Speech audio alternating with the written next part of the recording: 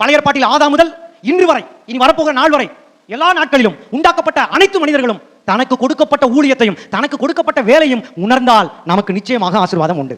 சொல்லுங்க சொல்லுங்க. அப்ப செய்தி என்ன? நாம் நம்முடைய மனதில் ஆராய்ந்து பார்க்க முடியாத அளவுக்கு காரியங்கள் இருக்கும் அல்லவா, அந்த காரியத்தை எல்லாம் தம்முடைய பாதபடியாக்கி நம்முடைய ஆசைகளை நம்முடைய விருப்பங்களை அவர் நிறைவேற்றி ஆச்சரியப்படுத்தி அதிர்ச்சிக்குள்ளாக்கும் தேவனாய் இருக்கின்றார். ஹல்லேலூயா சொல்லணும்ல, ஹல்லேலூயா சொல்லுங்க. அப்ப நீங்க இழந்த காரியம் ஒரு 10,000 வச்சுக்கோங்க, அதுக்கு ஒரு இன்ட்ரெஸ்ட் இவ்வளவு பணம் வச்சுக்கோங்க, அதுக்கு இவ்வளவு காலம்னு வச்சுக்கோங்க.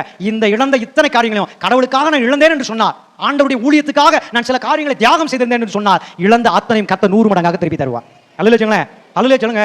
அதே போல நம்முடைய திருச்சபை ஆத்துமாக்கள் இழந்திருந்தால், எத்தனை ஆத்துமாக்கள் நம்மை விட்டு வீணான காரணங்களை சொல்லிக் கொண்டு போனார்களோ, அல்லது இந்த திருச்சபை எனக்கு இந்த உதவி செய்யலையே, இந்த ஊழியக்காரங்க எனக்கு இந்த உதவி செய்யலையே, சும்மா அவங்க வீட்டிலே தான் இருக்கிறாங்க அப்படின்னு அவங்க காரணத்தை சொல்லிட்டு போயிருந்தா, நம்முடைய வாழ்க்கையை இப்போது நம்முடைய ஊழியங்களை இப்போது சீர்படுத்திக் கொண்டால் கர்த்தர் இழந்த ஆத்துமாக்களை மீண்டும் திருச்சபை கொண்டு வருவார். ஹல்லேலூயா.